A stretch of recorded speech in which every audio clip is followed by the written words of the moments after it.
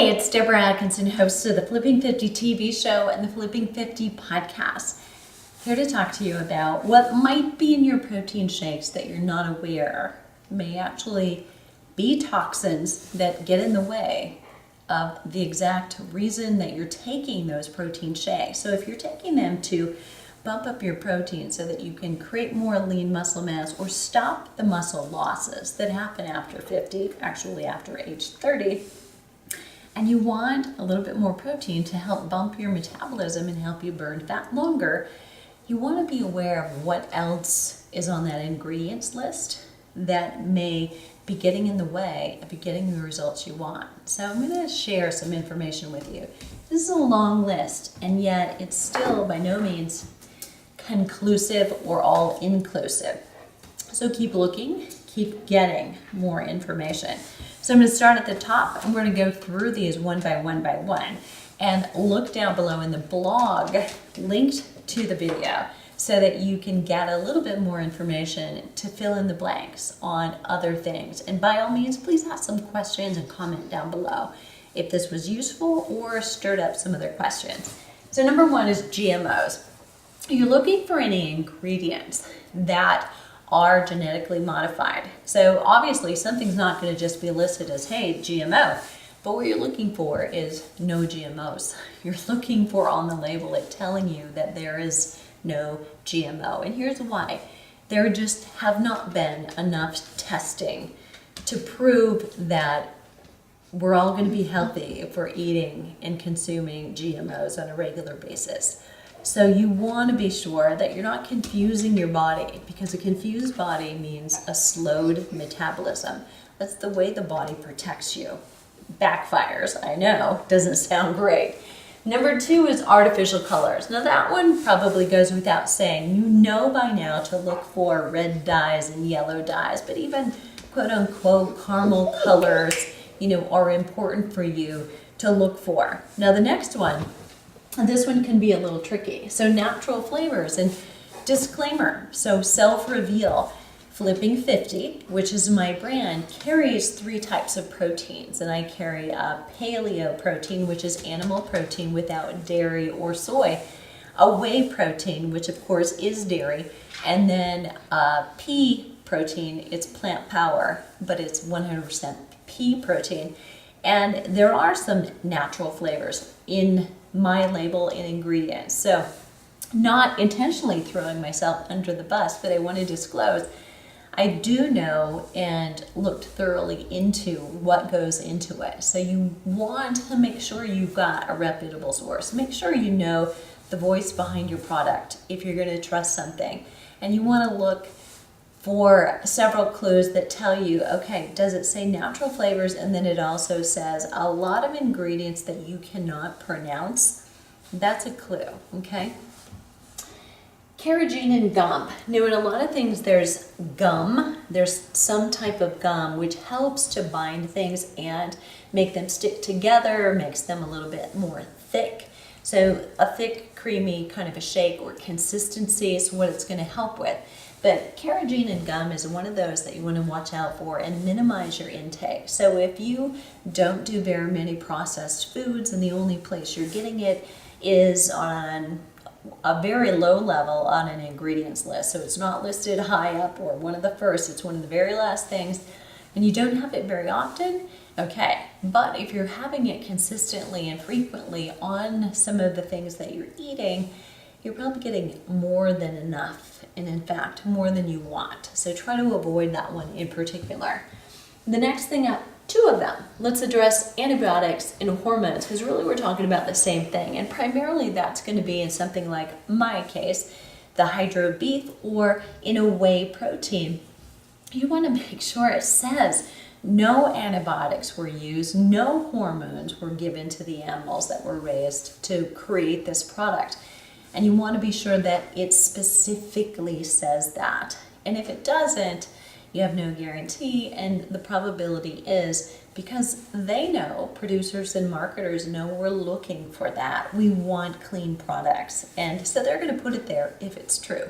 So if you're not finding that, you're going to remember that what you eat, you are what you ate.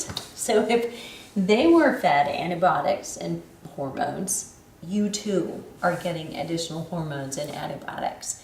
Not something you want to be doing. Not certified organic. So if you're reading and you don't see anything that tells you it's certified organic, then you are more likely to be ingesting GMOs and pesticides. So if it doesn't say contains no GMOs and no pesticides, or if it doesn't say organically certified, probably want to keep looking at protein shakes so that you're getting something that's much more clean and good for your body. Heavy metals.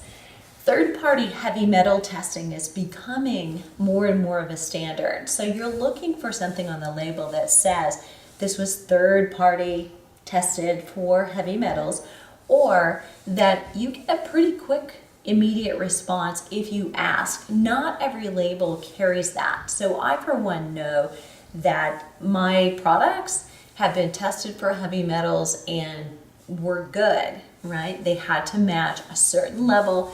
We are all of us, no matter what, exposed to some amount of heavy metals in foods that we eat. The spinach in your refrigerator, as healthy as it is, may contain some heavy metals or something that you would not ordinarily suspect of a health food. However, we want to minimize it, and a healthy body can process some of that. But if you're ingesting a lot of it on a daily basis without knowing it, that's another thing completely. So you want to be sure you're looking specifically at any processed foods, okay? Next up is maltodextrin. So that's one of those sugars that we don't all immediately identify as being a sugar, but it's definitely in a lot of processed foods. In fact, go and look at the healthy 100 calorie snack packs, quote unquote healthy, okay, that's air quotes. A lot of them will have maltodextrin added, and what that's going to do is make it taste really good, so good that you don't want just one of those 100 packs, you want another one. It makes the flavor so good that it starts increasing your desire for it, and it doesn't shut off that full feeling. You're not going to get that at the end, so you want to watch out for maltodextrin and avoid that one. Two more big words here. Acesulfame, potassium or acesulfame K are artificial sweeteners. Both up in the air. The evidence is inconclusive about whether they're linked to cancer or not. So we don't know conclusively whether they are carcinogens or not, but it has not been ruled out. So you want to make sure that you're reading that on the label and you know what it is. And here's the hint. You know, when it's a big word like that, when maybe even maltodextrin trips you up a little bit and you're not sure what that is, Google it, look it up. Don't buy it if you don't know what it is. Last but not least, whey isolate. That one may confuse you. But there are two places I want to go here with whey.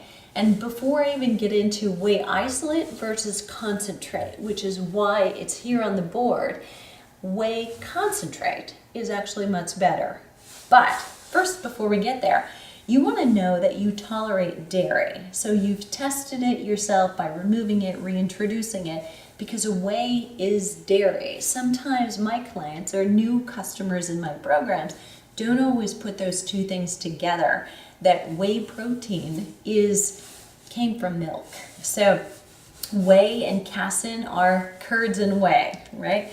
And you don't want either one of those if you don't tolerate dairy. The reason whey protein has always been so popular, and the thing that bodybuilders do, is it's very easily digested. So having it right before a workout, particularly a vigorous or a weight training workout, was a good idea, is because it helps not feel full, not feel bloated or heavy right before you go into the workout, and it's already going to help recovery in those muscles that you're going to be using before you even begin the workout.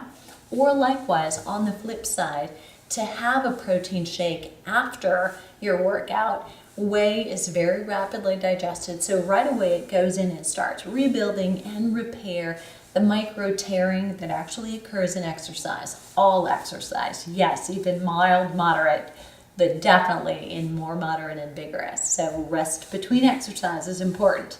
So you need to have tested and make sure you tolerate dairy. When you do have whey protein, you want it pre or post exercise because of the quality that makes it so easy to digest can elevate your blood sugar if you have it at other times of day. So let's say you're not exercising in the morning, but you have whey protein shake in the morning before you go to work. There's a possibility you may crash in the morning. So whey is not your ideal friend except before or after, kind of as a bookend to your workouts, either or both. If you're doing a lot of vigorous exercise and maybe you're an older adult having a hard time putting on muscle mass. Okay, now let's talk about the isolate versus the concentrate. And the reason that's important is because of what we call high temperatures or low temperatures, or undenatured, non-denatured.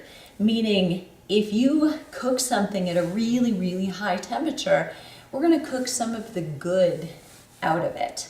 And one of the benefits of using whey protein is the immune boost that it has.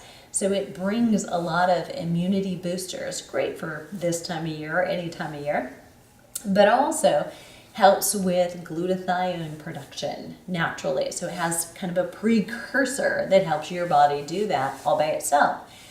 However, if you make something at ultra high temperatures, you damage some of those properties and you won't get those benefits. So the lower temperature keeps your body from having such an acidic response to whey isolate. So if you're looking and shopping and you know, yeah, I tolerate whey, and yes, I have some trouble building muscle or keeping lean muscle, so I think I want a pre or a post whey protein shake to help me get a little bit more lean muscle, great, go shopping for a whey concentrate, and that'll help you get everything you need. So a big long list, by no means all conclusive. So I highly encourage you, if you didn't already, go run to your cupboard and maybe review this again and look at the list that I posted down below of things that you're really looking for. Go through your label and say, okay, I'm passing the test here. The thing that I haven't added here is soy. And here's why. So soy is what we call an estrogenic, an obesogenic, just what it sounds like, and a goitrogenic. So depending on who you are, most soy isolate products, protein products, or soy lecithin put in our processed foods are GMOs. So they're not coming from a good place. So it's that if you're taking in soy, but it comes from fermented sources like tempeh, and you're doing something like that to bump up, if you're a vegan, your protein content, that's a little healthier. But the more processed it is, the more likely that it's GMO and gonna backfire on you. So let's go through those three things again. An obesogenic does just what it sounds, helps your body store fat, makes it harder for it to burn fat.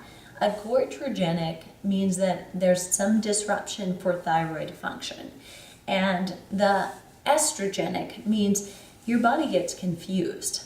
So it may interpret that that's an estrogen and then not know if it should function as corrected or what it should do. So the GPS is totally off, so it can be confusing. Many women who've gone through breast cancer therapy or treatment are told not to have soy, to come off of it. I have a lot of doctor friends who actually promote soy. So the best thing to do is to test it yourself. I've had clients living in Okinawa where you would suspect, I would suspect, and she did as well, that it was probably the highest quality soy in the world. Not so true, or even if it was true, it wasn't working for her. She was having a lot of night sweats and a lot of hot flashes. And within the week of removing soy from her diet, she was feeling better from Monday to Thursday, already sleeping better because of the less frequent and less severe night sweats and hot flashes. So test yourself, but know what's in your protein shake. And I'll see you on the flip side.